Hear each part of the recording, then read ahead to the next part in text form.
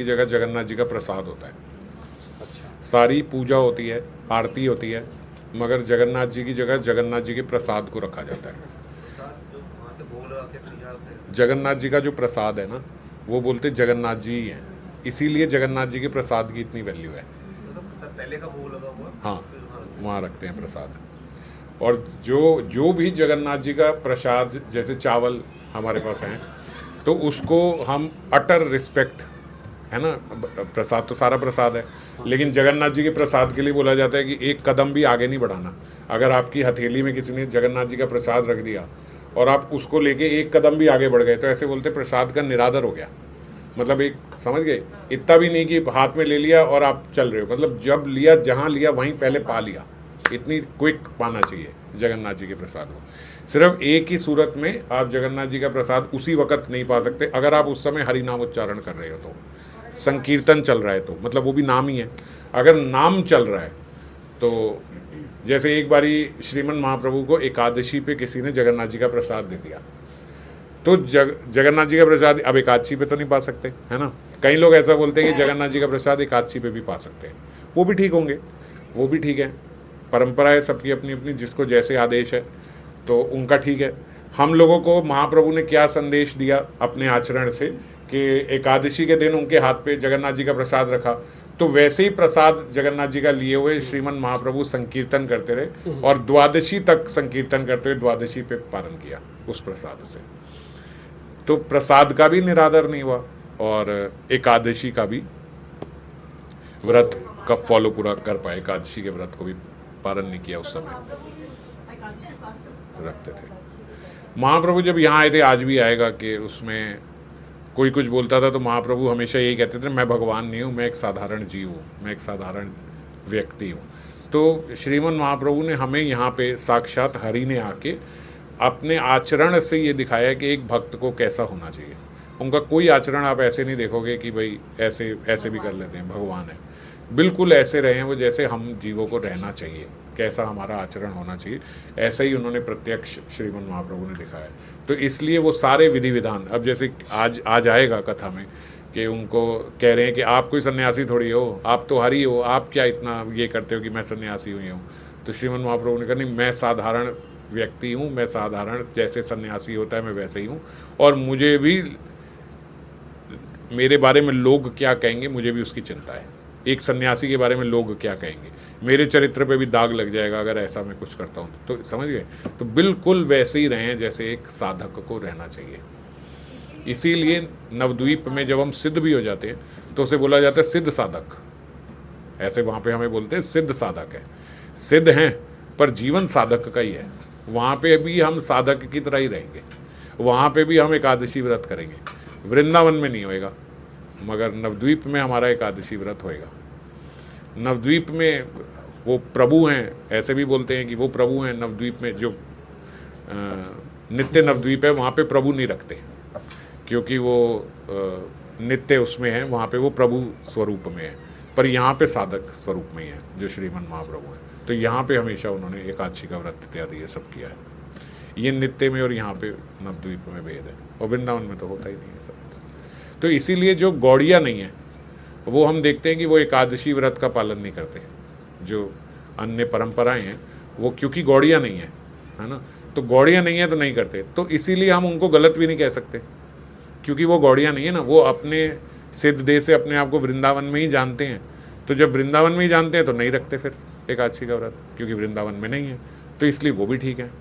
पर कोई गौड़िया उनको फॉलो करने लग जाए तो फिर वो गलत हो जाएगा, क्योंकि आपका एक स्वरूप गौर में भी है, गौर लीला में भी है, नवद्वीप में भी है। नवद्वीप में नहीं रखा जाता है, पालन किया जाता है नवद्वीप में एकादशी का।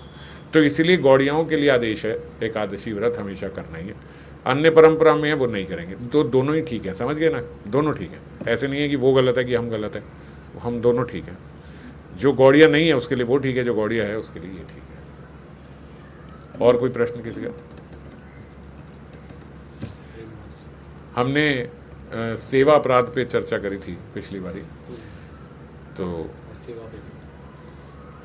सेवा पे भी करी थी। मैं पहले सेवा की चलो बात कर लेता हूँ कि सेवा पे करी थी, तो सेवा का अर्थ समझना चाहिए ठीक रूप से। जैसे कई भक्त मुझे उसके बाद मैसेज आए कि हम क्लास में जो सब भक्त हैं उनके लिए ये सेवा कर दें, जो सब कथा में आते हैं उनके लिए शरबत की बोतलें ले आएँ, सबके लिए ये ले आएँ वो ले आएँ। तो मैंने किसी को हाँ नहीं बोला और कहीं रिप्लाई भी नहीं कर पाया।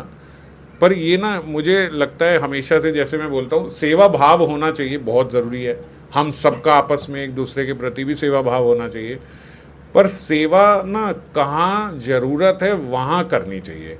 अब जैसे मैं मानता हूँ कि सब आप गृहस्थ हैं, हम सब गृहस्थ हैं, हम सबके घर में गर्मियों में शरबत की बोतल है ही, ख़त्म होगी उससे पहले दूसरी आ ही जाएगी। तो मेरे को कोई शरबत की बोतल दे दे, वो अच्छी बात है, वो सेवा कर रहा है, पर ये सेवा की ज़रूरत नहीं है, समझ रहे हैं? सबके घर में शरबत है ना, ऐसे तो नहीं है हमें शरबत की ज़रूरत है।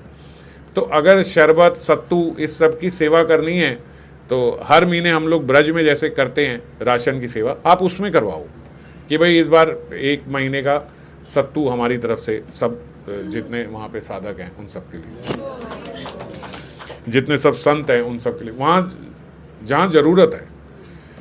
और मैं ये भी नहीं कह रहा हूँ कि आपस में नहीं करनी चाहिए सेवा, ऐसा नहीं है, सब वैष्णव हैं, आपस में भी करनी चाहिए, पर जहाँ जो ज़रूरत है ना वहाँ वो देना, ये सेवा होती है। सेवा का मतलब मुझे ये नहीं लगता कि अब कथा के बाद प्रसाद होता ही है, अब एक दिन एक माता जी कहें कि नहीं आज का सारा प्रसाद मेरी तरफ से। आप इतना कष्ट भी उठाओ, आप इतना परिश्रम भी करो, चलो अगर आप कष्ट ना मानो, परिश्रम तो है ही। आप गर्मी में सुबह से लेकर शाम तक 50 व्यक्ति का खाना बनाओ, पर क्या ज़रूरत थी? 50 लोगों का खाना बड़ी इजीली बट रहा था ना, सब में एक एक सब्जी करके, थोड़ा थोड़ा चपाती करके सब ला ही रहे थे, तो क्या ज़रूरत थी आपको इतना परिश्रम करने की, है ना? बात समझ रहे हो मेरी ना? जो काम सरलता से सुगमता से हो ही रहा है उसको अपने ऊपर लेके इतना परिश्रम करके करने की क्या जरूरत है? अब सब अपने अपने घर एक एक बोतल शरबत ले आते हैं, अब एक ही व्यक्ति 5, 7, 10 हज़ार रुपये खर्च करके सबके लिए शरबत लाए, क्या ज़रूरत है? वो वहाँ पहुँचनी चाहिए जहाँ है ही नहीं, तो फायदा है। आप समझ गए? तो सेवा का जब हम सेवा की कथा सुनते हैं ना तो बड़ा उछाल आता है अंदर से कि अब सेवा करें, मगर सेवा विवेक से होनी चाहिए। अब मैं कहूँ मैं सबके लिए एक एक जोड़ी चप्पल ले आता हूँ, क्या जरूरत है? आप सबके पास चप्पल है ना? तो जहाँ जरूरत है वहाँ करना सेवा है। हम ब्रज में जैसे सेवा करते हैं ना, वहीं पे कंट्रीब्यूट करके सेवा करें ना, इस प्रकार की सेवाएं, वो ही सही है। और अगर मुझे लगता है कि आप में से किसी को कुछ चाहिए, चाहे किसी एक को चाहे 2 को, किसी को कुछ चाहिए, तो मैं वो लाके दे दी, वो सेवा है। समझ गए? जैसे इतनी सारी पीछे पगड़ियों की सेवा हो गई, मना करना पड़ा, भाई पर थोड़ा रुक जाओ, इतना हमारे पास जगह नहीं है रखने की, जितनी पगड़ियाँ आपने दे दी, 200-250 पगड़ियाँ हो गई गिरिराज जी की, है ना? तो इतनी पगड़ियाँ क्या करें? तो मना करना पड़ा, भाई रुक जाओ, आप तो इतना परिश्रम कर रहे हो, मना नहीं कर रहा हूँ, आप कितना परिश्रम कर रहे हो, लेकिन उतने परिश्रम की आवश्यकता ही नहीं है। पहले जैसे 1 आध साल पहले चलन चला था, लोगों ने मुझे कुर्ते देने शुरू करिए, मेरे पास 35 कुर्ते हो गए, मैं क्या करूं यार? हाथ जोड़ के मना करा, भैया मेरे को कुर्ता मत दिया करो, मेरे को मत दिया करो ये सब। ये सेवा नहीं है असल में ना, ये ठीक रूप नहीं है सेवा का। जहाँ जिसको जिस चीज़ की आवश्यकता है उसको वो चीज़ मिल जाए, वो सेवा है। सूखे में बारिश होती है ना तो अच्छा लगता है, तो जहाँ बाढ़ आ रही है वहाँ आपने बारिश कर दी, क्या आवश्यकता थी भैया? आप सेवा थोड़ी कर रहे हो। धोती 2 ही है मेरे पास। उस समय की बात बता रहा हूँ, अभी बहुत है। 2 धोती 35 कुर्ते। अभी बहुत है। ये बात भी मैंने शायद बता दी हुई किसी को। नहीं, मजाक कर रहा हूँ। तो खैर, मेरा कहने का तात्पर्य है कि आपस में ऐसी वाली सेवा ना करें कि भाई हम 10 शरबत ले आएँ, हम सारा खाना बना के ले आएँ, माता जी के घर शाम को मोमोज बना के पहुँच जाएँ, इसके घर पे सैंडविच बना के पहुँच जाएँ। ये सेवा का सही रूप नहीं है। सेवा का सही रूप वो है जहाँ जो आवश्यकता है। प्यासे को पानी पिलाना सेवा है। घर में एसी में बैठा हुआ व्यक्ति, आप उसके लिए फर्स्ट क्लास ड्रिंक बना के ले लो, आपके लिए प्रभु जी सेवा है। ये सेवा नहीं है, ये कोई सेवा नहीं है। सब साधक हैं, सबका ध्यान रखो कि वो भी अपनी साधना सही रूप से कर पाएँ, है ना? आपने मोमोज और सैंडविच और ये सब बना के भेज दिया, अगले की थोड़ी साधना और बिगड़ गई जो उसने सोचा था नहीं खाएगा। तो ये ठीक रूप से जहाँ जो आवश्यकता है, अगर हमें खाने पीने की ये सब सत्तू की, जैसे गर्मी है, ग्लूकोज की, इसकी आवश्यकता ब्रज में रहती है, तो हम ये कर सकते हैं कि हाँ भाई इस महीने हम 2-4 लोग मिलके सब वहाँ ग्लूकोज बंटवाएं, हम सत्तू बंटवाएं, हम ये करें। ये सब वहाँ ज़्यादा आवश्यकता है क्योंकि बहुत गर्मी बढ़ रही है, तो वहाँ बहुत आवश्यकता है संतों में ये सब वितरण करने की। वहाँ के हिसाब से सोचें जो खाने पीने की है। और यहाँ पे अगर आपका आपस में भक्तों में प्रेम है तो आपको आज नहीं, हो सकता है कुछ ज़रूरत हो किसी भक्त को 4 महीने बाद, उस समय आप एकदम अवेलेबल थे कि इसको ये ज़रूरत है, इसमें मिल गया। तो सेवा भाव की जो कथा सुनी है, ये भाव सर्वथा रहे हमारे भीतर, हमेशा रहे।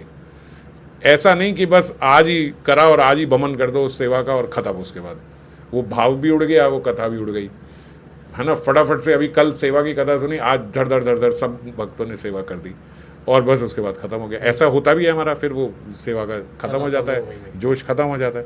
तो ये भाव भीतर रखो, भाव भीतर रखो, जहाँ आवश्यकता होगी वहाँ दिख जाएगा कि यहाँ ये आवश्यकता है। तो वाइजली देखो, विवेक से कि कहाँ पे जरूरत है वहाँ पे सेवा करें।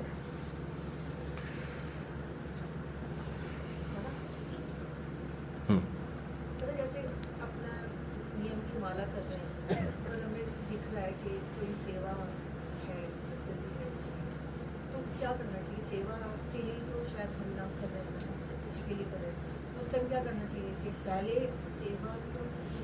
पहले सेवा करनी चाहिए। सेवा का भाव यदि हमारे भीतर सेवा भाव से ही है, हमारे भीतर ये आया कि ये सेवा मैं कर दूं, तो उस समय जैसे हमने पिछली बार चर्चा करी थी, आप विग्रह की इतनी इंटेंस सेवा कर रहे हो कि आप स्मरण में एकदम राधा रानी के चंदन लगा रहे हो, वो भी संतों ने बोला है कि रोक के पहले सेवा कर लेनी चाहिए। जैसे एक कथा में था कि उन्होंने बोला गोपाल तो घर की है ना। वो पोचे राजेंद्र दास महाराज जी ने सुनाई थी, वो पोचे वो श्रृंगार कर रहे थे, वो उन्होंने उनको छोड़ के उनको पहले पानी इत्यादि ये सब, अरे उन्होंने कहा ये सब छोड़ो, आप पहले वो तो करो। अरे उन्होंने कहा गोपाल तो अपने घर की है, वो तो बाद में करें। अभिषेक कर रहे थे, अभिषेक रोक के पहले उनकी वो करी। तो कुछ भी हम कर रहे हैं, देखो नाम, और हम ये इस सेवा को थोड़ा बड़ा मानते हैं इस समय, जो छोड़नी है तो छोड़नी है, तो विग्रह सेवा छोड़नी थोड़ी बड़ी बात हो जाती है। नाम, क्योंकि नाम छूटता नहीं है ना, नाम तो आप कर ही रहे हो, आप बस माला हाथ से रख के नाम लेते रहो और सेवा करो। तो इसीलिए जब हम कहते हैं कि नाम छोड़ के सेवा करो, तो आपकी अभी थोड़ी अंडरस्टैंडिंग गलत है। नाम छोड़ के सेवा करने की क्या जरूरत है? नाम तो हर समय लेना है, माला हाथ से छोड़ के सेवा करनी है, पर नाम तो हो ही रहा है। नाम लेते लेते हम सेवा करें, तो ऐसे कभी नहीं होगा कि नाम करे कि सेवा करे। नाम तो करो, नाम तो करते रहो। नाम तो सिद्ध महात्माओं ने ऐसे बोला है कि कितना नाम करना चाहिए, बोले कोई सांस छोड़नी ही नहीं चाहिए।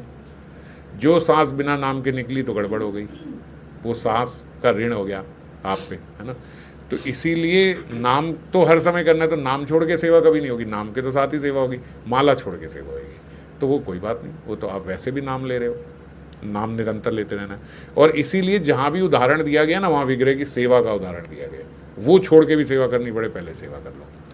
तो सेवा को प्रधानता दी गई है हर जगह की, पहले सेवा कर लेनी चाहिए। वो सेवा करने के लिए, उन्हें बेचने के लिए भी तैयार हो गए। हाँ, कि आपकी प्रसन्नता के लिए ही आपको बेच के दिया। कहाँ ये सब हमें भगवान जो है उदाहरण देने के लिए ये सब बताते हैं कि देखो क्या कर रहे हैं भक्त जन जो है, वैष्णव सेवा के लिए क्या क्या कर रहे हैं। उनका इतना, सीता सहचरी जो है, पीपा जी की जो पत्नी है, कभी भूल ही नहीं सकते उनका उदाहरण।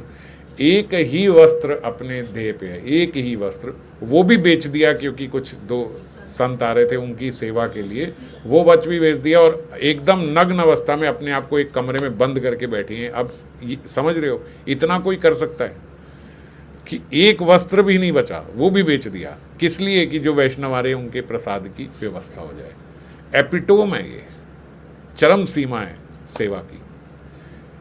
तो कैसे नहीं भगवान ऐसों से रीझ जाएंगे, हैं? और ये वैष्णव सेवा का महत्व बताता है कि देखो कैसे वैष्णव सेवा की जाती है।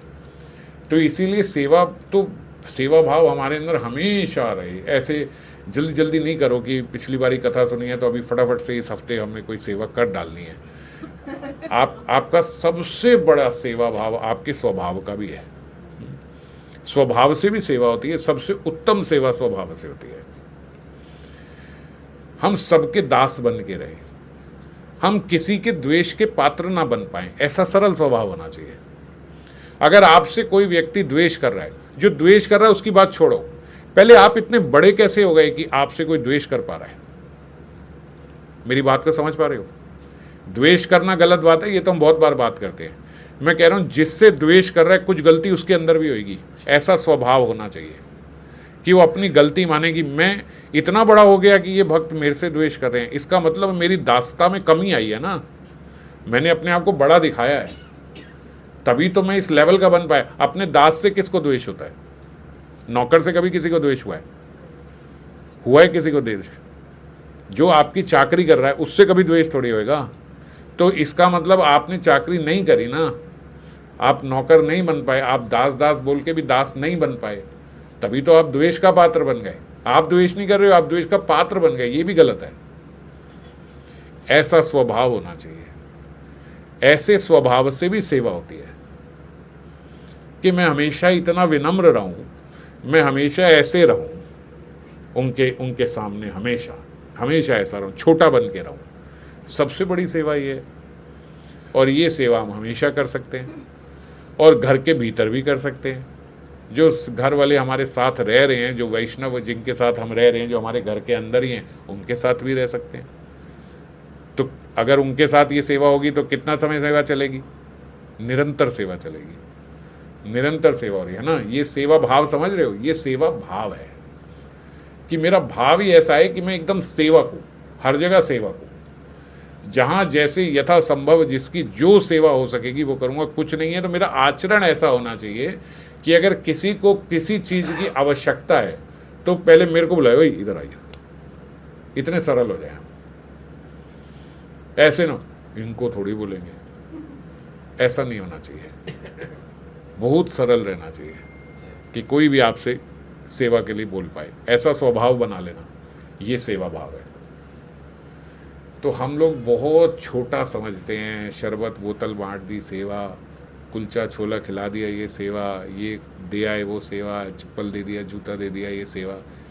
पहले भाव ऐसा बनाओ, स्वभाव ऐसा बनाओ। ये तो आप एक बार दे दोगे और हम एक बार दे के भी दाता बन जाते कि देखो मैंने सबकी सेवा करी है। बोलते नहीं है मगर भीतर एक भाव आता है, और इतना गंदा भाव आता है कि कई बार हम ऐसे भी देख लेते कि मैंने देखो इतनी बारी, इन्होंने कभी नहीं सोचा कि अब बताओ ये क्या सेवा हुई आपकी? जिस चीज से आपका अहंकार बढ़ गया वो सेवा थोड़ी हुई।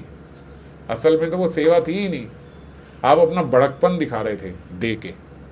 तो विपरीत भाव है ये। इसीलिए सेवा नहीं, सेवा भाव रहना चाहिए। सेवा भाव में सबसे उत्तम सेवा है आपके स्वभाव की, बिल्कुल सरल हो जाए। घर में भी अगर हमारे घर में भी ऐसा हमारा चरित्र है कि कोई बोले कि ये इनको नहीं बोल सकते, बहुत तेज गुस्सा हो जाते हैं, सोच के बोलना पड़ेगा कि इन्हें कोई काम बोलना है तो भैया इनको नहीं। ऐसा अगर हमारा चरित्र है तो फिर हम सेवक नहीं है, फिर हमारा सेवा भाव नहीं है। समझ गए? तो सेवा भाव ऐसा है कि बच्चा भी आपको कुछ भी बोल सकता है। बोल सकता है का मतलब ये नहीं कि आपको गाली दे सकता है, आपको गंदा बोल सकता है, आपके साथ निंदा कर सकता है, ये नहीं। इसके लिए तो स्ट्रिक्ट रहेंगे। कोई भी सेवा की बात हो, कोई भी किसी समय कोई बात हो, वो हमसे कर सके, वैष्णव भी हमसे कर सके, अपने हृदय की बात कर सके। मेरी कोई कमी है तो वो मुझे कोई खुले से बता सके, ऐसा मेरा चरित्र हो। ऐसा नहीं कि मेरे बारे में मेरे को ही बताने के लिए आदमी को 100 बार सोचना पड़े, ये इनको बोल देंगे बुरा मान जाएंगे, ऐसे हो जाएंगे वैसे हो जाएंगे। इतनी हमारी ईगो हाई होती है, सबकी हमारी ईगो इतनी हाई है, वो ना हो। ये सेवा भाव है। समझ गए? अब ठीक प्रकार से समझ पा रहे हो कि सेवा क्या है? ये सेवा है। ऐसा चरित्र होना सेवा है, ऐसा स्वभाव होना चरित्र सेवा है। आप ऐसा करेक्टर बन पाओ, ये सेवा है। इसका ध्यान रखो। ये सेवा हमेशा रहे, ये भाव हमेशा रहे। ये नहीं कि बस एक कथा सुन के थोड़े दिन के लिए, ये रहे, हमेशा रहे। तभी श्रीमन महाप्रभु त्रिनाद अपी सुनी चेन तरोर अपी सही श्रुता अमानी ना मान देन। अब क्या होगा? कीर्तन ये सदा हरि। अब होगा। आप सोचो, निरंतर हर समय नाम निकलता रहे। निरंतर हर समय नाम निकलने के लिए ये भाव होना पड़ेगा पहले त्रिनादपि होना पड़ेगा, तरोर अपि सहिष्णुता होना पड़ेगा, अमानीना मानदेन होना पड़ेगा। तब अमानीना मानदेन बहुत बड़ी बात है, केवल 2 शब्द हैं लेकिन बहुत बड़ी बात है। मतलब कि आपको अपने बिल्कुल सम्मान नहीं चाहिए। हम कहीं भी जाते हैं ना, आप अपने भीतर देखना, कहीं भी आप खड़े हो जाओ, कहीं भी आप चले जाओ, आपको होता है थोड़ी तो मेरी रिस्पेक्ट होनी चाहिए, इसको मेरे साथ ऐसे बोलना चाहिए, ये करना चाहिए। आप 100 अनजान लोगों के बीच में भी खड़े हो जाओ ना, तब भी आपके भीतर होता है कि भैया मैंने कंठी पहनी, तिलक पहने, थोड़ा तो इस बंदे को भी कैसे बदतमीजी से बोल रहा है, इसको ये भी नहीं अक्ल की वैष्णव से कैसे बात कर दी जाती है। बोलेंगे नहीं, हमारे भीतर ही है, ये इनवाइव्ड है हमारे अंदर, है ना, कि कैसे देखना ये बोल रहा है, कैसे ये कर रहा है। तो जो जबकि हम किसी को नहीं जानते, अनजान लोगों के बीच में भी हम चाहते हैं हमारी एक पहचान हो, हमसे आदमी रिस्पेक्ट से बात। तो जान पहचान वालों की तो बात छोड़ो। और श्रीमन महाप्रभु बोल रहे अमानीना मान देन, बल्कि हमें वहाँ जाके उनको मान देना है। और हम एक्सपेक्ट करते हैं कि अगर मैंने कंठी तिलक ये सब पहना है ऐसे, तो मुझे रिस्पेक्ट मिलनी चाहिए। एक महात्मा है, वो बोलते हैं कि ये क्या है, बोले ये तो पट्टा है, हम तो ठाकुर जी के कुत्ते हैं। तो बोले कुत्ते को कोई रिस्पेक्ट थोड़े ना देता है, कुत्ता जाके पूंछ हिलाता है, चाकरी करता है, तो उसे रोटी मिलती है। तो मेरा भाव ऐसा होना चाहिए, अगर ये पहनी है तो इसका अहंकार नहीं कि मुझे सम्मान मिलना चाहिए। ये पहनी है तो इसीलिए पहन के रखी है कि भैया पट्टा पहन के हम लोग ऐसे ही रहें, हमेशा इज्जत दें, ऐसा भाव हमारा होना चाहिए। और ये भाव जब आ जाता है तब कीर्तनीय सदा हरि होता है, तभी आप निरंतर हरि नाम कर पाओगे। नहीं तो संभव नहीं है आपके मुख से निरंतर हरि नाम निकले, आपका मन निरंतर हरि नाम में रहे, संभव नहीं है। ऐसा नहीं है कि ऐसा करेंगे तो ठीक से, ऐसा करने पर ही ये हो पाएगा, समझ गए। इसीलिए, और ये सेवा भी है, तो इसीलिए ऐसा भाव, ऐसा स्वभाव, ऐसा चरित्र हम बनाएं, तब ठीक रूप से हम नाम भी ले पाएंगे और हमारी सेवा भी सुचारू रूप से चलती रहेगी, चल रही है अगर ऐसा हमारा स्वभाव है।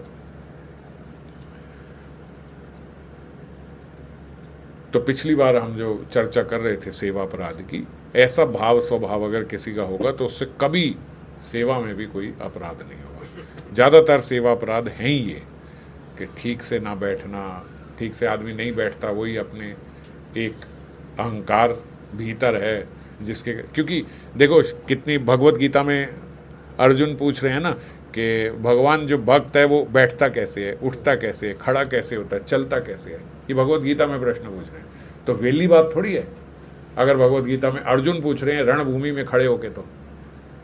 और एक बारी ये बात सिद्ध महात्मा ने भी बताई है राधा कुंड में, बोले जब कोई भक्त आके बैठता है ना, बस इतने में ही पता लग जाता है कि वो कैसा है। महात्माओं को, संतों को बस आप जाके बैठे, आपने बोलना कुछ नहीं है। आप तो अच्छा ही बोलोगे कि महाराज बस कृपा करो, हम तो हर समय यही करते हैं, हमारे अंदर तो किसी के लिए कोई द्वेष नहीं, हम तो बस यही चाहते हैं तो आपकी कृपा में, आप तो यही बोलोगे। पर आप गए बैठे, बस इतने में उन्हें पता लग गया आप कैसे चल के आए हो, कैसे बैठे हो, क्या है, इसी में पता लग गया, आपका पूरा चरित्र सामने आ जाता है उनके कि ये कैसा है। छुपा नहीं सकते उनसे कुछ भी। तो इसीलिए भक्त कैसा उठता बैठता चलता है, ये सब उसकी अवस्था कैसी है। एक बार मैंने एक ज़ेन की एक स्टोरी सुनाई थी, है ना, उसमें मैंने बताया था कि वो चाय सूप कुछ भी पीने के लिए रेस्टोरेंट में गए, बैठे, बस उन्होंने पिए, इतने में ही आके उसने पैर पकड़ लिए कि आप महात्मा हो, कोई साधारण जीव नहीं हो आप। जिस प्रकार से आपने कप उठा के पिया है ना, बस मैं समझ गया, वो जो बोले मैं समझ गया आप महात्मा हो, आप साधारण नहीं। और सिद्ध महात्मा थे वो वहाँ के, बस इतने में, पर अब दिखाते नहीं थे, एकदम पेंट शर्ट में ऐसे ही रहते थे। तो ऐसा ही होता है, जो विनम्र होता है उस विनम्र आदमी के बैठने उठने खाने पीने का सबका स्टाइल अलग होता है। और यही सेवा अपराध है। आप भगवान के सामने चिल्लाओ नहीं, आप भगवान के सामने गलत बात नहीं बोलो, आप किसी को ऊंची आवाज़ में बात नहीं करो, हंसी मजाक नहीं करो, बैठो ठीक से, टांगे फैला के नहीं बैठो। अब टांगे फैला के भगवान के सामने जो बैठेगा वो है ही अपनी ईगो में, अपने अहंकार में, तभी ये सब ऐसा बैठ पा रहा है। विनम्र आदमी कैसे बैठ पाएगा? आपके घर में नौकर माई हो, वो आपके सामने ऐसे नहीं बैठ पाएगा, है ना। पीछे बैठे तो कैसे बैठे, आपके सामने बैठेगा तो ऐसे ही बैठेगा। बच्चों के लिए भी सेम चीज applicable है कि बच्चे भी ना खाएं। देखो बच्चों का जो अपराध है ना वो माता पिता को लगता है, बच्चों को नहीं लगता। तो इसीलिए बोलते हैं कि बच्चों के लिए कोई रूल नहीं है, पर बच्चों को एजुकेट करना माता पिता का कार्य है। पर क्योंकि बच्चे हैं, आपने एजुकेट भी करा फिर भी उनसे भूल चूक हो गई, तो उनकी भूल चूक का उन्हें किसी को अपराध नहीं लगता, समझ गए। मगर अगर एजुकेट ही नहीं किया गया है तो फिर बच्चों का अपराध माता पिता को लगता है। मार्कंडेय ऋषि का उदाहरण है ना, कितनी बड़ी सजा मार्कंडेय ऋषि को मिल गई थी। मार्कंडेय ऋषि जी जाके यमराज से लड़ लिए कि तुमने मुझे ये सजा कैसे दे दी कि मेरे को सूली पे लगा दिया, मेरा कोई पाप ही नहीं है। अब वो ऋषि है, महात्मा है, वो उंगलियों पे गिन सकते हैं, मेरा कोई पाप नहीं है, ऐसे कैसे कर दिया। हमें तो हमारा सुए मार मार के उल्टा लटका दो तो हम कुछ नहीं बोल पाएंगे, पता नहीं कितने पाप हैं। तो उनको एक बस सूली पे थोड़ी देर के लिए ऐसे सुनाई सजा, तो वो उसी में बिदक गए कि मेरे को कैसे कर दिया तुमने, ये मेरा कोई पाप है ही नहीं। यमराज ने बताया आपका ये पाप है। बोले तब मेरी अवस्था 5 साल की थी, 8 साल से छोटे बच्चे को पाप लगता नहीं है, आपने गलत फैसला किया। अब यमराज को सजा सुनाई मार्कंडेय ऋषि ने कि अब तुम्हें सजा सुनाऊंगा मैं। तभी वो युधिष्ठिर और ये सब विदुर युधिष्ठिर और वो स्वपच ब्राह्मण 3 रूप में आए। उन्होंने बोला मुझे एक तो दासी पुत्र मत बना देना, एक किसी राजघराने का मत बना देना, और एक मुझे स्वपच मत बना देना। मार्कंडेय ने कहा तीनों बनोगे। ये तीनों बनोगे। वो तीनों बन के आए यमराज। तो मार्कंडेय ऋषि ने सुना है यमराज सबको सजा देते हैं, मार्कंडेय ऋषि ने यमराज को सजा दे दी कि आपका फैसला गलत है। और वो फैसला यही कि बच्चे को कभी अपराध नहीं लगता, कोई पाप नहीं लगता।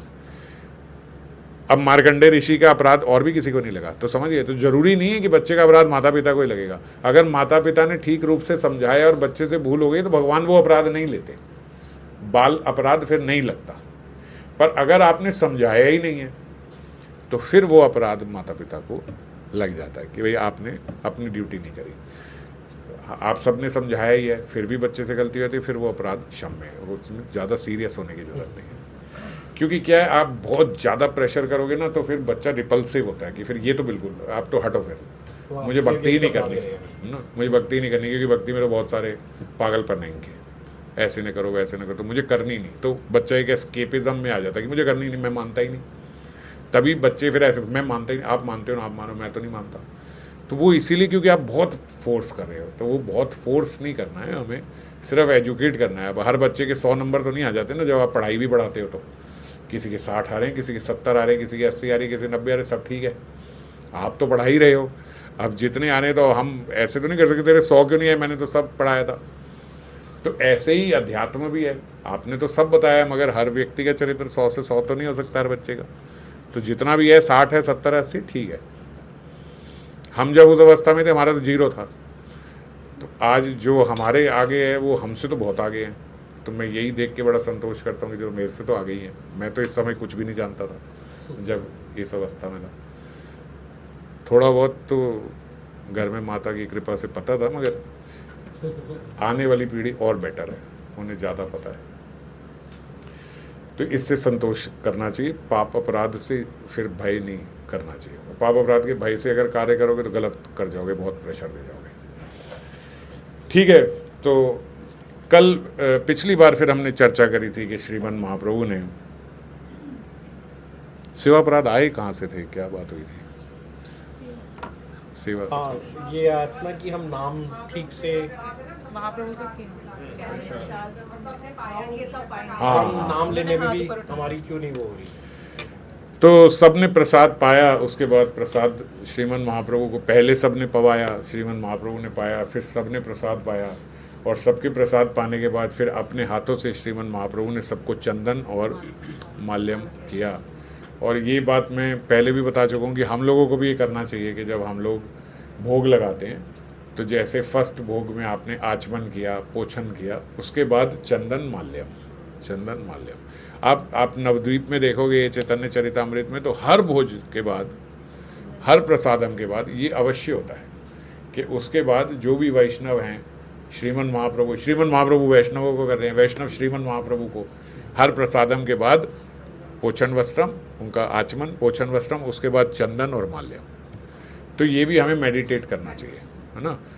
फर्स्ट ऑफरिंग के बाद भी, सेकंड के बाद भी और थर्ड के बाद भी फिर वही जैसे भोग होता है गौर प्रसादी गदाधर श्रीवास को, और फिर गौर प्रसादी छठ गोस्वामी और गुरुदेव को भी चंदन माल्यम हमें मेडिटेट करना चाहिए कि ये भी करना चाहिए। हाँ, वो भी करता हूँ। तो ये चंदन माल्यम और ये सब श्रीमन महाप्रभु ने सब वैष्णवों का अपने हाथों से किया। उसके बाद सब लोग विश्राम करने अपने अपने जो जो उनको अलॉटेड घर थे वो सब वहाँ पे गए। शाम को सब फिर से मिले। हेन काले रामानंद आइला प्रभु स्थाने, प्रभु मिलिला तार सबे वैष्णव गणे। उसके बाद उनके घर पे श्री रामानंद राय आए। अब रामानंद राय तो अलग मिले हैं ना श्रीमन महाप्रभु से, ये सब नवद्वीप से आए हैं, तो रामानंद राय तो सबसे मिले नहीं हैं। तो अब रामानंद राय आए तो सबको श्रीमन महाप्रभु ने सबको रामानंद राय से मिलवाया, या यूँ कहो रामानंद राय को सारे भक्तों से मिलवाया कि ये ऐसे परम वैष्णव हैं, ऐसे ऐसे मिले थे। ये सब सबसे अलग अलग, जैसे जैसे सबका था वैसे वैसे सबसे उसी हिसाब से रामानंद राय सबसे मिले। और फिर सबको लेके श्रीमन महाप्रभु जगन्नाथ मंदिर गए। जगन्नाथ मंदिर में अभी अनवसर चल रहा है, वहाँ पे साक्षात तो जगन्नाथ जी नहीं है, तो वहाँ पे जाके संकीर्तन प्रारंभ किया श्रीमन महाप्रभु ने। चारी दिके चारे संप्रदाय करें कीर्तन, मध्य नृत्य करे प्रभु सचिर नंदन। चारों तरफ से मतलब चार पार्टियां बन गई और चार तरफ खड़े हो गए, चारों दिशाओं में खड़े हो गए चार पार्टियां बना के, और बीच में श्रीमन महाप्रभु जोर जोर से नृत्य करने लगे, संकीर्तन करने लगे। अष्ट मृदंग बाजे 32 करताल, हरि ध्वनि करे सबे बले भाल भाल। क्या है, वहाँ पे चार पार्टियां बनी हैं, तो चार पार्टियों में 8 मृदंग है, मतलब हर पार्टी में 2-2 मृदंग है, और 32 करताल है, तो हर पार्टी में कितनी हो गई? 8 करताल है, मतलब 2 मृदंग और 8 करताल एक पार्टी में है। यही रेशियो है, मगर सबको करताल बजानी आती थी सब एक ही ध्वनि में करताल बजाते थे, है ना। अलग अलग ध्वनि में 8 लोग करताल बजाएंगे तो दिक्कत हो जाएगी। हाँ, जो करताल बजाना चाहते हैं ना कीर्तन में, उन्हें जो बजाते हैं उनके साथ ट्रेनिंग करनी चाहिए पहले। जैसे मृदंग वाले आपस में ये पहले ट्रेनिंग करते हैं। मैं अपना हारमोनियम से जब संकीर्तन करना होता है जो, तो अब तो वही जब रिपीट होते हैं, जब कोई नया कीर्तन करने लगते हैं, नई धुन में करने लगते हैं, तो उससे पहले आप लोगों से पहले इन दोनों के साथ मिलके ट्यूनिंग करनी पड़ती है कि कहाँ पे कैसे मृदंग बजाएंगे, कहाँ पे कैसे करेंगे। ऐसे करताल वालों को भी करना चाहिए। करताल वाले अपने आप को बहुत वेला समझते हैं कि यहाँ कोई भी करताल पकड़ के कैसे भी बजा लेंगे, ऐसे नहीं होना चाहिए। ये वीडियो भी शेयर कर सकते हैं इसे। हाँ, तो 32 करताल जब बज रही हैं तो 32 आप समझो, अगर अलग अलग उसमें बजेंगी तो सही नहीं होएगा, वो तो ऐसे लगेगा मंदिर की घंटी बज रही है। 32 करताल एक साथ ही बजती थी, तभी 32 बज पाती थी। तो 8 मृदंग 32 करताल 4 पार्टियों में ऐसे डिवाइड हुए। कीर्तनेर ध्वनि महामंगल उठिला, चतुर्दश लोक भारी ब्रह्मांड भेदिला। चतुर्दश मतलब 14 लोक सारे जो हैं, ये पूरा ब्रह्मांड भेद के ऊपर ध्वनि जा रही है इसकी। इतनी ध्वनि हो गई कीर्तन की। कीर्तनेर ध्वनि महामंगल उठिला, इतनी महामंगल कीर्तन की ध्वनि हो रही है कि पूरे 14 लोक जो हैं वो उसको भेद करके ऊपर भगवान के पास पहुंच रही है। और जब ऐसी संकीर्तन प्रारंभ हुआ तो जितने भी, जब 14 लोक पार हो गए तो जगन्नाथपुरी में कोई जगह थोड़ी रह जाएगी जहाँ ध्वनि नहीं गई। तो बोल रहे सारे जगन्नाथ वासी जो हैं, नीलाचले वासी लोक धान आइला, सारे नीलाचल वासी जो हैं वहाँ भाग भाग के आ रहे हैं वहाँ पे, क्योंकि सबको वो ध्वनि संकीर्तन की सुनाई दे रही है जगन्नाथ मंदिर से। श्री चैतन्य महाप्रभु जो हैं वो, हम आप सब लोग जगन्नाथपुरी गए हो तो वहाँ पे नहीं, वो बीच में भगवान का बहुत बड़ा जगन्नाथ मंदिर है, और बीच में जहाँ जगन्नाथ जी होते हैं वो बीच में एक मंदिर है, और आसपास वरांडा है, बेड़ा। इसी को बेड़ा कीर्तन बोलते हैं। जब श्रीमन महाप्रभु वहाँ पे चक्कर लगाते हुए, परिक्रमा करते हुए संकीर्तन कर रहे हैं, उसको बोला जाता है बेड़ा कीर्तन, है ना। इसीलिए इस अध्याय का नाम है बेड़ा कीर्तन। तो ये बेड़ा कीर्तन हो रहा है, उस बेड़े में वहाँ पे परिक्रमा करते हुए संकीर्तन है। वहाँ पे क्या है, बीच में जगन्नाथ, बलदेव, सुभद्रा महारानी, और आसपास सारे देवी देवता, सारे जितने देवी देवताओं के आले मंदिर छोटे छोटे सब बने हुए क्वार्टर्स, वो सारे देवी देवताओं के। और जगन्नाथपुरी में क्या होता है, सबसे पहले जगन्नाथ जी को भोग लगेगा, बहुत बड़ा ऑल्टर है जगन्नाथ जी का, और जगन्नाथ जी को कितने भोग तो ऐसे लगते हैं कि जगन्नाथ जी आगे हैं और 500 मीटर पीछे मतलब लास्ट में सारा भोग रखा गया है और वहाँ से जगन्नाथ जी पा रहे हैं शीशे में और पाते हैं, शीशे में जगन्नाथ जी दिखाई दे जाते तो पाते हैं। तो ऐसे भोग लगता है वहाँ, उपल भोग उसको शायद बोला जाता है जो ईश्वर को। तो बहुत मतलब दिव्य और भव्य है वहाँ पे। और वो सारे बेड़े पे जब अभी श्रीमन महाप्रभु घूमते हुए संकीर्तन कर रहे हैं तो उसको बेड़ा संकीर्तन बोला गया। और जोर जोर की श्रीमन महाप्रभु जो है वो नृत्य कर रहे हैं, कूद रहे हैं और इतनी ऊपर ऊपर कूद के छलांग मार रहे हैं कि जब वहाँ से आके वो नीचे आते हैं तो नीचे गिर जाते हैं। ऐसे छलांग मारी ऊपर और ऐसे हो गए और आके नीचे गिरे, तो जैसे ही नीचे आने लगते हैं तो नित्यानंद प्रभु वहाँ पे लेट जाते हैं कि श्रीमन महाप्रभु जमीन पे ना गिरे, मेरे ऊपर गिरे।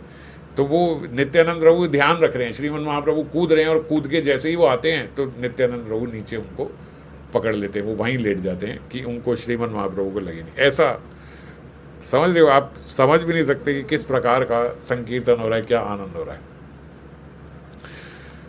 कई बार नित्यानंद प्रभु ऐसे पकड़ लेते हैं, श्रीमन महाप्रभु जोर की कूदे नीचे आए तो नित्यानंद प्रभु की बाजुओं पे ही, नित्यानंद प्रभु की बाहों पे ही आके उन्होंने उनको पकड़ लिया और उनको अष्ट सात्विक श्रीमन महाप्रभु को ये करते हुए विकार आ रहे हैं। अश्रु पुलक कंप स्वेद गंभीर हुंकार, प्रेमेर विकार देखी लोके चमत्कार। सारे लोगों को देख के चमत्कृत हो रहे हैं सब कि कैसे श्रीमन महाप्रभु के भीतर विकार उठ रहे हैं। अष्ट सात्विक विकार हैं, तभी तो इतनी ऊंची ऊंची छलांगे मार रहे हैं, ऐसे गिर रहे हैं, होश नहीं है। ये तो हरि हैं, ये तो भगवान है। ऐसे हमने भक्तमाल में एक कथा सुनी है कि वो महात्मा थे, वो संकीर्तन जब करते थे तो लोट पोट होते थे, कहीं से भी मूर्छित होके गिर जाए, छलांग मारे। तो एक बारी द्वेषवश किसी ने छत पे संकीर्तन रखा, उनको बुलाया कि भैया ये ज़्यादा करते हैं, नाटक करते हैं, वहाँ देखते हैं। तो वो 6-7 फ्लोर ऊपर छत पे उन्होंने संकीर्तन किया। अब वो तो प्रेमावेश में थे, प्रेमावेश में वो छत से नीचे गिर गए, 7वें फ्लोर से नीचे गिर गए और नीचे गिर के भी उन्हें कुछ नहीं हुआ। कृष्णदास कविराज के शायद भाई थे। तो उन्हें कुछ नहीं हुआ। देखो कैसा कि कह रहे कविराज जी के भाई थे जिन्होंने द्वेष किया था वो। अच्छा, तो ऐसे गिर गए नीचे वो महात्मा का नहीं पता ना कौन थे, कोई ऐसे लालचंद जी शायद, हाँ मुझे भी ध्यान नहीं है, बहुत पहले कथा पढ़ी थी। तो वहाँ से नीचे गिर गए और नीचे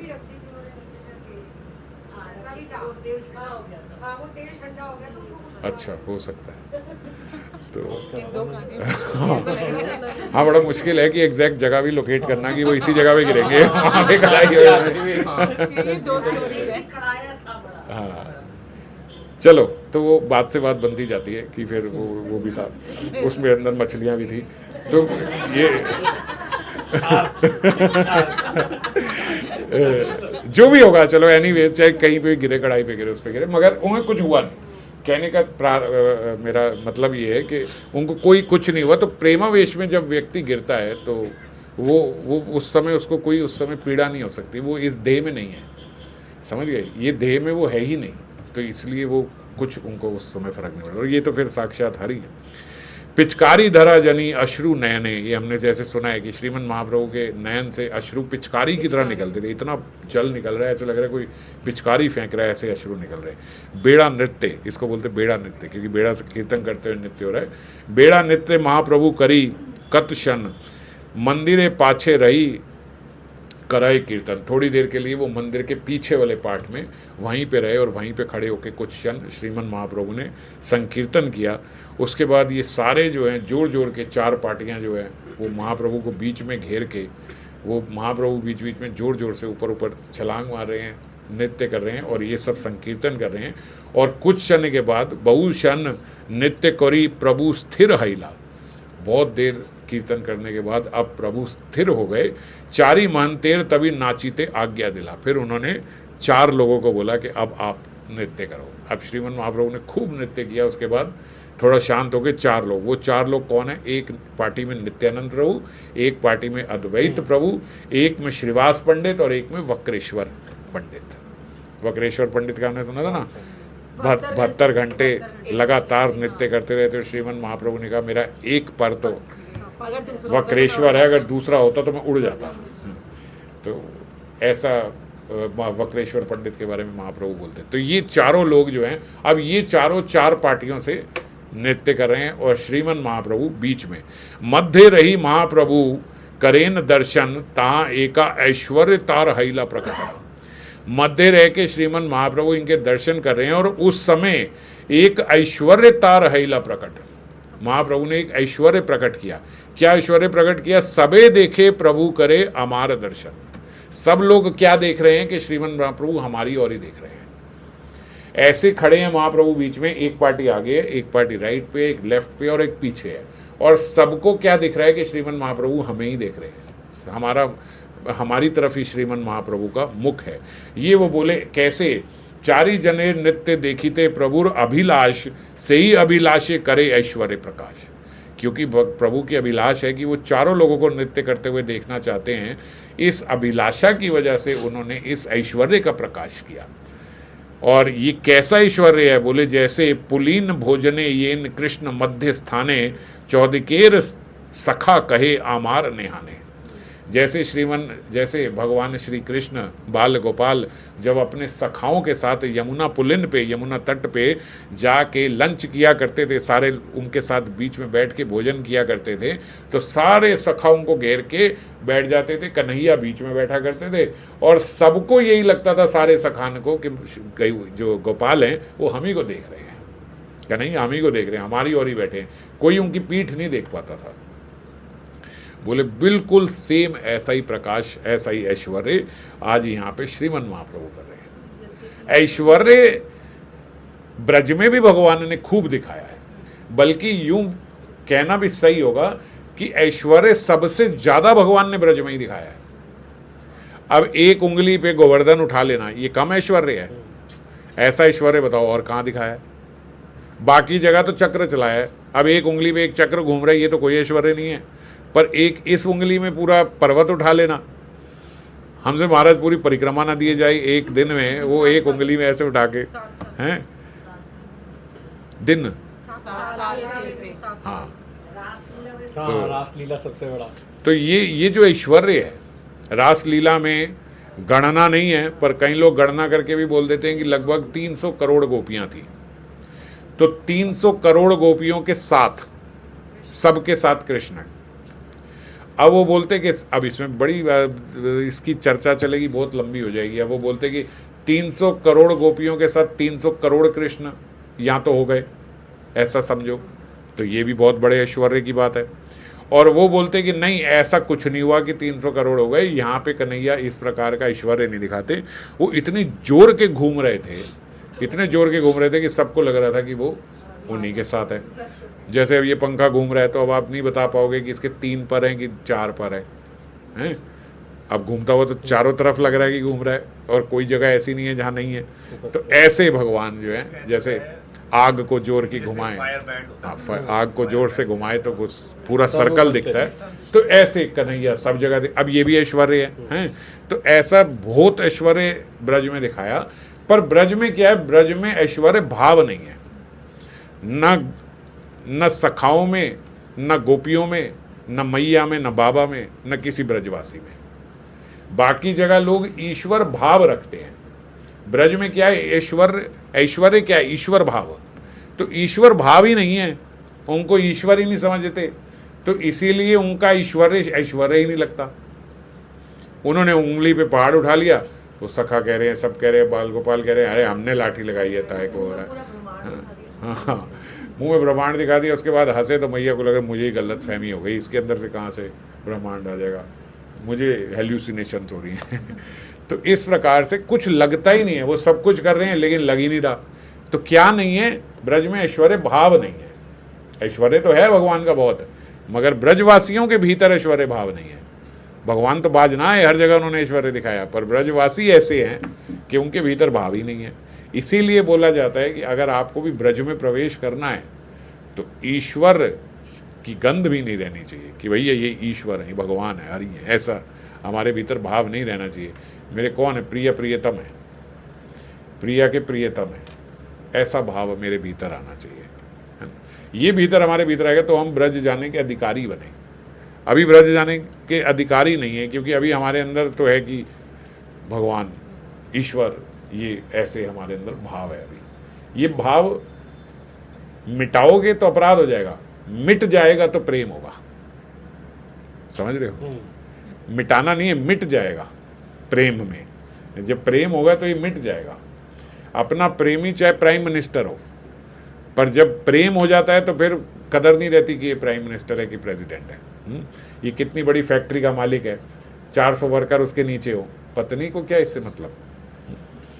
तो पत्नी को ये सब लेना देना नहीं है, कितना बड़ा आदमी है, बाहर इसकी कितनी रिस्पेक्ट है, लोग कैसे इसको बोलते, उसको कोई लेना देना नहीं है।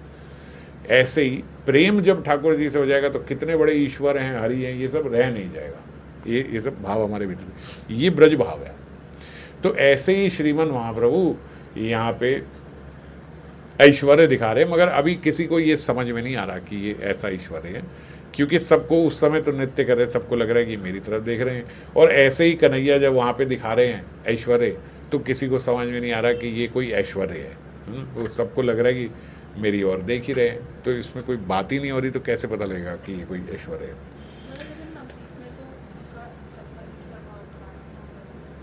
सबका श्रीमन महाप्रभु को बोलते हैं ईश्वर हैं, श्रीमन महाप्रभु एकदम तुरंत काट देते हैं कि मैं ईश्वर हुई नहीं। तो होता क्या है कि बहुत बड़ा व्यक्ति हमारे साथ साथ इतनी सरलता से रह रहा है और इतने नियम पालन कर रहा है जैसे एक साधारण आदमी करता है ना, तो उस समय हम भ्रमित हो जाते हैं, बाद में नहीं लगता। अभी हम सोचेंगे तो ऐसे लगेगा कि कैसे कोई सोच सकता है कि यार महाप्रभु भगवान नहीं है ना। लेकिन अगर अभी हमारे पास भी यहाँ पे आके महाप्रभु बिल्कुल ऐसे रखने लग जाए ना, जैसे उदाहरण के तौर पे आप गुरुदेव को ले लो, ऐसा अपने हम हृदय में देखें, हम बोलते हैं, आज हमारे लिए बोलना और सरल हो गया कि गुरु भगवान ही है, पर जब सामने ही होते हैं ना, तब ये भूल हो जाती है कि हम उन्हें साधारण समझ लेते हैं।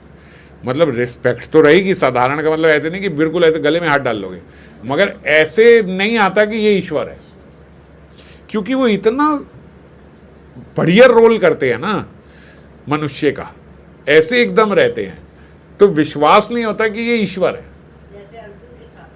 हाँ, सबके साथ जो भी भगवान के साथ रहे हैं, किसी को ऐसा लगता है, अब जैसे अब ये महाप्रभु है, महाप्रभु बोल रहे हैं मैं ईश्वर नहीं हूँ, मैं साधारण जीव हूँ, मैं डरता हूँ, मैं ये हूँ, मैं हूँ, तो सबको ऐसे हो जाता है कि भाई हैं। आज भी कितनी परंपरा में लोग जो हैं वो बोलते हैं नहीं वो महान भक्त हैं, भगवान नहीं है। आप देखो ना उनका चरित्र, कहाँ आपको लगता है भगवान है? बात सही। तो और जो हमारे सामने बिल्कुल ऐसा अभिनय करने वाले एक्टर कोई ऐसा आ जाए तो हम पहचान नहीं पाते, और ये तो फिर परम अभिनय करने वाले हैं, सबसे बड़े एक्टर हैं, ये तो नटवर हैं। तो इसीलिए ऐसा जब सामने होता है ना तो विश्वास नहीं होता कि ये है, तो सब ऐसे समझते हैं नहीं हैं, बहुत अच्छे भक्त हैं, परम भक्त हैं, जैसे ही कह रहे हैं, मगर ऐसा विश्वास नहीं होता कि नहीं ये भगवान ही है। जैसे भाई आप अभी बता रहे थे ना कि जैसे हाथ जोड़ के रहना है, वैसे बता रहे थे, तो वही देखो ऐसे इस फोटो में भी दिखता है, वही जो आप बात भी बोल रहे हो, ये वाली बाबा जी। हाँ, एकदम इतना ऐसा भावी। तो हाँ, मैं ये इनको बता रहा था बच्चों को कि जब उनसे हम मिलते थे देवू महाराज से, तो क्या उनका स्टेचर है और हम क्या हैं। हम तो बिल्कुल ही निकृष्ट ना, और हमारे सामने भी अगर जरा सी भी उनकी कुछ तारीफें बढ़ जाए ना तो उनका पैठा ऐसे एकदम ऐसे हो जाते थे। और ये हम सुनते हैं ना ये कि जीभ के बीच में दांते धरी, ऐसे ऐसे हम सुनते हैं ना, बिल्कुल ऐसा देखते थे कि अपनी जीभ एकदम दांतों के बीच में बुला के ऐसे करते, ये सब मत बोलो मत बोलो मत बोलो, ये सब क्या बोल रहे हो ऐसे। तो स्वाभाविक है उनके अंदर ये सरलता। हाँ, ऐसे ऐसे एकदम कोई पैर को हाथ भी लगाने लगे तो ऐसे करते, ये मतलब क्या कर रहे हो तुम की। तो इसमें कितना साधारण दिखता है। हम जैसे तुच्छ लोगों के सामने भी, मतलब कोई पर्सनैलिटी जा रहा हो, बड़ा आदमी जा रहा, तो भी आदमी सोचे कि हाँ भाई दो संत आपस में मिल रहे हैं तो एक दूसरे के साथ ऐसा करें ना, तब भी समझ में आती है। जैसे अब इसमें बाबा और वही मिल रहे हैं, तो अगर ऐसा आप उनके बीच में ऐसा देखो तो समझ में आएगी हाँ भाई यहाँ दोनों ही एक दूसरे के लिए ऐसे हैं। पर अब हमारे जैसे के साथ भी अगर ऐसे कर रहे हैं तो कितने सरल होंगे, क्या उनके चरित्र होगा। तो ऐसा स्वाभाविक हो जाता है। तो जब ऐसे के साथ रहना शुरू करते हैं ना, तो जीव भ्रमित हो जाता है कि ये साधारण ही है, ऐसा ही हो जाता है, मान्यता हो जाती है। एक बाबा की वीडियो है, तो एक साधु महाराज के नाम हाँ से हाँ वो देखिए बाबा के जय राधे बार बार बाबा बोलते से हैं। मिलने आए और कम से कम 15 नए हाँ। भक्त फॉरनर। बाबा को वो बाबा के रूप में बैठ के बाबा से बात करी, तो बाबा ने बोला जय राधे जय राधे। बाबा ने अपने साथ बैठा दिया उन्हें, फिर बाबा के बाबा कुछ बोलिए, और चुपचाप बैठे हुए हैं। 15 मिनट बैठ रहे हैं सब वक्त। वो कह रहे बाबा हम आपकी किताबें मैंने पढ़ के ही सब प्रचार की है, उससे सब कुछ इन सबको बताया है, आप कुछ नहीं बोले। बाबा ने एक शब्द, मतलब जैसे कोई मेरे पास बोला प्रभु जी कुछ बताइए, मैं कुछ ना कुछ बोल ही देगा अपना ज्ञान झाड़ने के लिए कि हम ही आए थे। तो बाबा ने एक शब्द कुछ बोला ही नहीं, बस जय राधे करते हुए बाबा ने कुछ भी नहीं बोला कि ये महात्मा है श्री, कुछ बताया ही नहीं, मतलब कुछ भी नहीं बोला कि अपना दिखाते नहीं कि मैं कुछ हूँ। बिल्कुल ऐसे साधारण व्यक्ति हाँ, वो मैंने भी देखी वो। तो ऐसा क्या होता है, जब ऐसे व्यक्ति सामने होते हैं ना, तो उस समय फिर वो भाव ही नहीं आता कि ये ईश्वर है। अब हम जो ये बात बोल रहे हैं, जब एकदम सामने होते हैं ना, रिस्पेक्ट तो है, गुरु की तो हमेशा होती है, पर ये साक्षात ईश्वर ही है। तो साथ रहने वाला व्यक्ति ये बात भूल जाता है। ऐसा उनका इतना मैं यही अभी बात कर रहा था ना, सेवा भाव क्या होता है। सेवा भाव ये होता है, ऐसा चरित्र होता है, ऐसा स्वभाव होता है कि कितना बड़ा व्यक्ति हो लेकिन आप उसको बड़ा समझ ही नहीं पा रहे, उसको इतना सौम्य चरित्र है, इतनी सहजता है कि उससे फिर वो बड़कपन रह ही नहीं गया। वो इतना खुल जाते हैं कि ऐसे लगता ही नहीं कि भाई ये इतने बड़े व्यक्ति हैं, ऐसा स्वभाव होता है। तो नित्य करिते ये ऐसे सानिध्य महाप्रभु करे तार दृढ़ आलिंगन। जब कोई महाप्रभु के पास जाता नृत्य करते करते ऐसे, तो महाप्रभु एकदम कस के उसको अपने गले लगा लेते। जैसे नृत्य करते करते उछलते कूदते, एकदम जैसे ही महाप्रभु के पास पहुंचा, महाप्रभु कस के उसे गले लगाते। महानृत्य महाप्रेम महासंकीर्तन देखी प्रेमावेशे भाषे नीलाचल जन। नीलाचल जन जो है वो तो पहली बार देख रहे हैं। नवद्वीप में तो ये चलता रहा है, श्रीवास आंगन में जो निकट के भक्त हैं वो सब श्रीवास आंगन के भीतर देखते रहे हैं। नगर कीर्तन भी हुए हैं नवद्वीप में बहुत, तो सबने देखा है। लेकिन नीलाचल में ये पहली बार हो रहा है आज। तो जो ये नीलाचल वासी है, आज वो चमत्कृत हो रहे हैं। सब कह रहे हैं ये नृत्य नहीं, महानृत्य है, ये संकीर्तन नहीं है, ये महासंकीर्तन है, ये प्रेम नहीं है, ये महाप्रेम है। समझ गए, महासंकीर्तन महाप्रेम महानृत्य, क्या बोलें अब, क्योंकि ऐसा कभी देखा ही नहीं है। तो क्या संबोधन करे, तो सबको महा करके बता रहे हैं कि ऐसा वहाँ पे ये सब हो रहा है, ऐसा संकीर्तन हो रहा है। जगन्नाथपुरी के जितने वासी हैं वो सब बोले बह गए प्रेम में ये सब देख के। और ये देखने के लिए गजपति राजा सुनी कीर्तन महत, अट्टालिका चढ़ी देखे स्वागत सहित। ये अपने जितने स्वगन सहित, अपने जितने स्वगन थे उनके साथ, जो अपने साथ के लोग थे उनके साथ कौन आए, गजपति राजा, जो राजा प्रताप रुद्र हैं। राजा प्रताप रुद्र अट्टालिका पे चढ़ के, अपने महल में चढ़ के ऊपर आए, और वो प्रताप रुद्र अपने महल से देख रहे हैं वहाँ पे जगन्नाथपुरी में मंदिर में वहाँ जो संकीर्तन हो रहा है, और वो देख के वो चमत्कृत हो गए। कीर्तन देखिया राजार हाइला चमत्कार, प्रभु के मिलिते उत्कंठा बड़ीला आपार। अब उनकी उत्कंठा जो है वो और बढ़ गई कि मैं इनसे कैसे मिल पाऊंगा, कैसे, क्योंकि इनसे मिल नहीं रहे हैं ना, राजा प्रताप रुद्र से मिल नहीं रहे हैं श्रीमान महाप्रभु। और अब संकीर्तन देखने के बाद प्रताप रुद्र से रहा नहीं जा रहा है, वो और ऐसा हो रहा है कि मैं इनसे कैसे मिलूंगा। कीर्तन समाप्ते प्रभु देखी पुष्पांजलि। उसके बाद वहाँ फ्लावर्स की ऑफरिंग होती है जगन्नाथ मंदिर में। जो जब सारा ये कीर्तन समाप्त हुआ, उसके बाद श्रीमान महाप्रभु ने अपने सब भक्त के साथ, भक्तगणों के साथ वो पुष्पांजलि देखी, और बड़ी मात्रा में फिर सबके जहाँ जहाँ सब थे वहाँ बड़ी मात्रा में सबके घर पे प्रसाद पहुँचा दिया गया। सबरे विदाई दिला करिते शयन, एई मात लीला करे सचिर नंदन। ऐसे बोले वहाँ पे नवद्वीप जगन्नाथपुरी में इस प्रकार की लीला सचिनंदन कर रहे हैं कि सबके साथ वहाँ संकीर्तन होता है, नृत्य होता है। सारे जगन्नाथपुरी वासी जो हैं, क्षेत्रवासी जो वहाँ के हैं, वो सब चमत्कृत हो रहे हैं। राजा जो है वो परम उत्कंठा में है। अगली बार हम लोग फिर चर्चा करेंगे कि राजा ने फिर दोबारा अपील लगाई सार्वभौम भट्टाचार्य को, भैया अब की बार सच बोल रहा हूँ, अगर आपने मेरे को नहीं दर्शन कराए श्रीमान महाप्रभु के, तो मैं ये सब कुछ राजपाट सब छोड़ के एक भिखारी का जीवन जीने यहाँ से चला जाऊँगा हमेशा के लिए। अब क्योंकि राजा प्रताप रुद्र जो हैं वो बड़े धर्मराज हैं और बहुत बड़े भक्त हैं, तो सार्वभौम भट्टाचार्य के हृदय में बड़ा क्षोभ हुआ, बड़ा दुख हुआ कि ये क्या हो रहा है। और दूसरी बात ये भी कि ऐसा परम भक्त, और श्रीमन महाप्रभु ऐसे क्यों करेंगे कि वो इतने परम भक्त से नहीं मिलेंगे। ये भी ऐसा होता है ना कि हमारे साथ ही हरि हैं, तो बड़ा दुख होता है कि आज इतने बड़े भक्त के साथ अगर ऐसा हो रहा है तो कल कुछ मेरे साथ भी हो सकता है। तो ऐसा क्यों हो रहा है, ऐसा नहीं होना चाहिए। जब इतने बड़े भक्त हैं, आप समझ रहे हो ना, एकदम पर्सनल फीलिंग उस समय ऐसी आती है। अगर इनके साथ ऐसा हो रहा है तो फिर तो कौन बच रहा है, फिर तो ऐसे ऐसे नहीं हो सकता। तो ऐसे पर्सनली व्यक्ति सोच के बड़ा दुखी होता है कि चाहे कुछ भी हो, इतना बड़ा भक्त है कि सारा राजपाट छोड़ के भिखारी बनने को। और प्रताप रुद्र का ऐसा चरित्र है कि अगर प्रताप रुद्र ये बात कह रहे हैं तो हवा में नहीं कह रहे हैं। सार्वभौम भट्टाचार्य जानते हैं कि अगर ये कह रहे हैं तो ये बात है। तो इसीलिए उनके हृदय में क्षोभ हुआ और फिर उसके बाद सबको लेके वो लोग महाप्रभु से बात करेंगे और महाप्रभु आगे क्या कहेंगे इसकी चर्चा हम लोग अगली बार करेंगे। जय राधे। दादा ये महाप्रभु की लीला ही थी कि वो ऐसे राजा प्रताप कि वो ऐसे प्रताप प्रताप रुद्र से नहीं मिले थे। महाप्रभु ने ना अगली बार बोला है कि वो बहुत अच्छे भक्त हैं, परम भक्त हैं, मैं सब मानता हूँ। और हालांकि बाद में तो मिले ही हैं उनसे, हैं रथ यात्रा के समय पे मिल ही लिए। और ऐसा लिखा भी है कविराज गोस्वामी ने कि अंदर से तो उनका हृदय है उनसे मिलने का, पर बाहर से एक सन्यासी को राजा से नहीं मिलना चाहिए, इसके लिए वो उससे नहीं मिल रहे हैं कि मैं कैसे मिल लूँ। एक सन्यासी का राजा से कोई संपर्क नहीं होना चाहिए। आजकल हम लोग देखते हैं तो ये होता ही नहीं, इसलिए हमें पता ही नहीं है कि इसकी कितनी सीरियसनेस है। पर सन्यासी के लिए वर्जित है किसी भी राजा से इन सब से मिलना। तो इसीलिए वो कह रहे हैं कि ये हो ही नहीं सकता कि सन्यासी राजा से कैसे मिलेगा, चाहे कुछ भी है, ये है ही नहीं।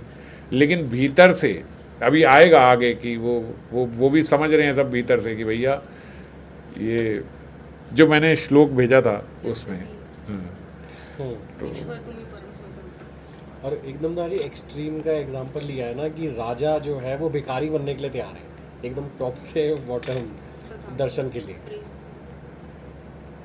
हाँ, राजा इतना बड़ा राजा है। हाँ। और वो इतना बड़ा राजा कह रहा है कि मैं एकदम भक्त बन जाऊँ। तो मैंने ये एक ले लेता हूँ, मैंने गुरु गोरांग पे यही वाला भेजा था।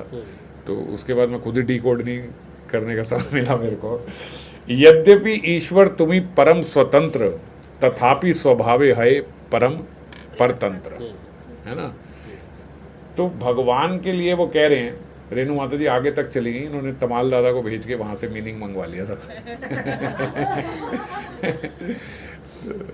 यद्यपि ईश्वर तुम्ही परम स्वतंत्र, हाँ वो सब कह रहे हैं कि भाई चाहे आप ईश्वर हो, परम स्वतंत्र हो। परम स्वतंत्र ईश्वर का मतलब कि आप तो परम स्वतंत्र हो क्योंकि आप भगवान हो, है ना।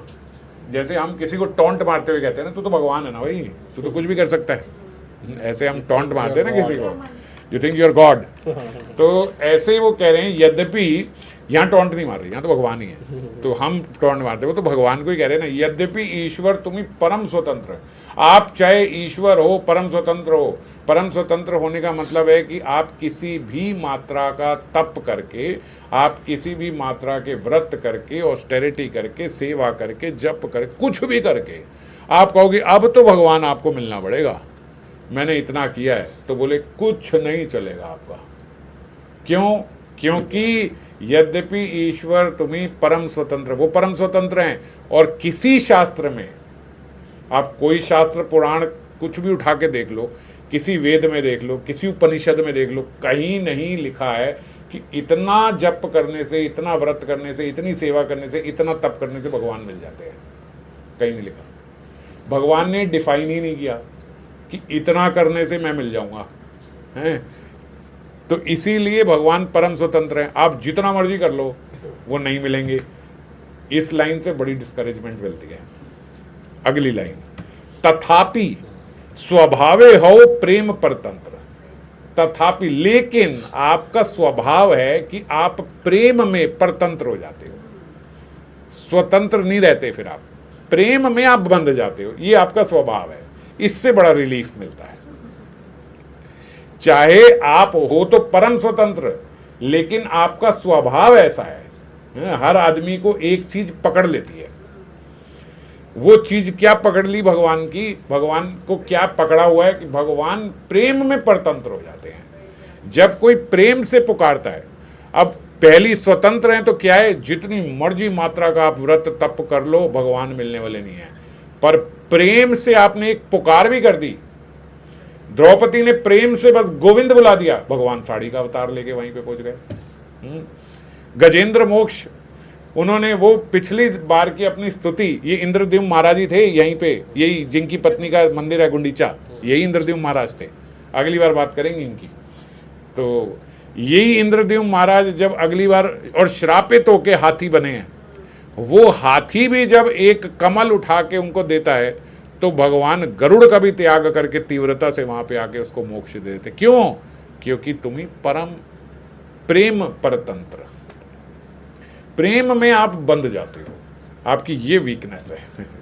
आप चाहे परम स्वतंत्र हो मगर प्रेम में आप बंध जाते हो। ये आपकी डोर जो है पकड़ी जाती है। तो प्रेम से कोई केवल पुकार दे, केवल एक नाम ले ले। स्वतंत्र कितने हैं, अगर प्रेम नहीं है आजीवन जप करते रहो। और प्रेम है, एक नाम आपने प्रेम से पुकार दिया, ठाकुर जी वहीं प्रकट हुए।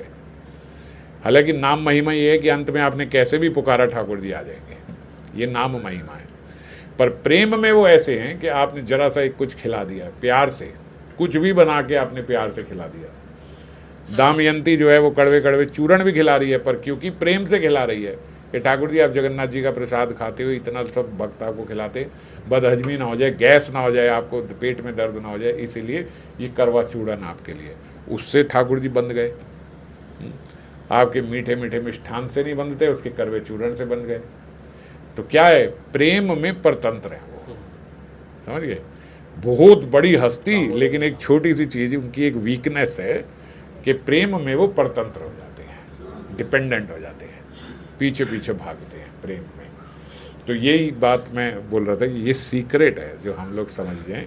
यद्यपि ईश्वर तुम्हें परम स्वतंत्र, डर लगता है ये बात सुन के, तथापि स्वभावे हो प्रेम परतंत्र, ये बात सुन के तसल्ली मिलती है। अच्छा, प्रेम में आप परतंत्र हो, फिर आप बड़े नहीं हो, फिर आप बहुत छोटे बन के मिल जाते हैं, सामने आ जाते हैं। ठीक है, तो इसके बारे में किसने बोला, ये क्यों बोला भगवान को, अगली बार चर्चा करेंगे। जय राम। जय राधे।